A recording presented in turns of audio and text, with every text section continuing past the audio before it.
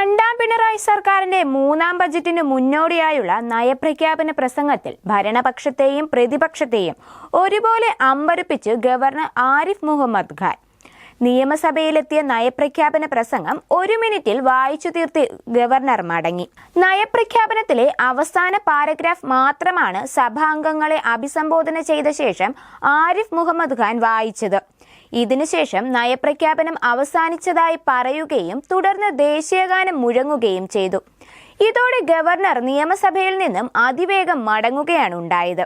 ഔപചാരികതയുടെ ഭാഗമായി ഗവർണറെ അനുഗമിക്കാൻ മുഖ്യമന്ത്രി എത്തുന്നത് കാത്തു നിൽക്കാതെ നിയമസഭയിൽ നിന്നും അതിവേഗം മടങ്ങുകയും ചെയ്തു അദ്ദേഹം.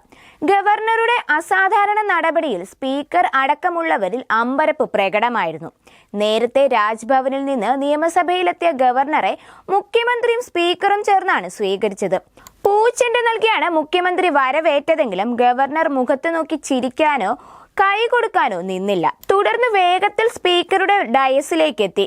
ദേശീയഗാനം ആലപിച്ചതിന് പിന്നാലെ പ്രതിപക്ഷ നിരയിൽ നിന്ന് എല്ലാം ഒത്തുതീർപ്പാക്കിയോ എന്നതടക്കമുള്ള ചോദ്യങ്ങളും ഉയർന്നു. നയപ്രഖ്യാപന പ്രസംഗത്തിനായി ഗവർണർ എഴുന്നേറ്റപ്പോഴായിരുന്നു ഇത്.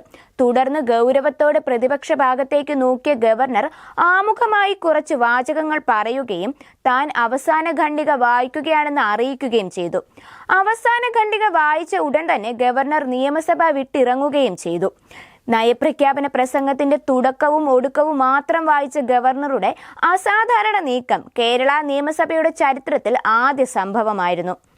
ആമുഖമായി ഒരു വരിയും അവസാനം ഒരു പാരഗ്രാഫും മാത്രമാണ് നയപ്രഖ്യാപനത്തിന്റെ ഭാഗമായി നിയമസഭയിൽ ഗവർണർ വായിച്ചത്. കേരള നിയമസഭയിൽ നയപ്രഖ്യാപനം നടത്തുക എന്നത് തന്റെ വിശേഷ അധികാരമാണെന്ന് ഗവർണർ വ്യക്തമാക്കി. രാജ്യത്തെ സഹകരണ ഫെഡറലിസവും മതേതരത്വവും സാമൂഹ്യനീതിയും നിലനിർത്തി രാജ്യത്തെ വെല്ലുവിളികൾ അതിജീവിച്ച് മുന്നോട്ടു പോകാൻ കഴിയണമെന്ന ഭാഗമാണ് ഗവർണർ അവസാനമായി വായിച്ചത്. പ്രസംഗം 1 മിനിറ്റിൽ അവസാനിപ്പിച്ചതോടെ സ്പീക്കർ ഗവർണറെയും ഭരണപ്രതിപക്ഷ ബെഞ്ചുകളെയും ആശ്ചര്യത്തോടെ നോക്കുകയും ചെയ്തു. ആരിഫ് മുഹമ്മദ് ഖാൻ ഉടക്കിൽ തന്നെ തുടരുന്നു എന്ന സൂചനയാണ് നയപ്രഖ്യാപനത്തിലൂടെ വ്യക്തമായത്.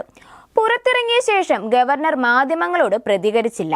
ഗവർണർ എന്റെ സർക്കാർ എന്നുപോലും പറയാൻ തയ്യാറായില്ലെന്നും അതുകൊണ്ട് തന്നെ നയപ്രഖ്യാപനം ഔദ്യോഗികമല്ലെന്നുമാണ് പ്രതിപക്ഷ MLA-മാർ പറയുന്നത്.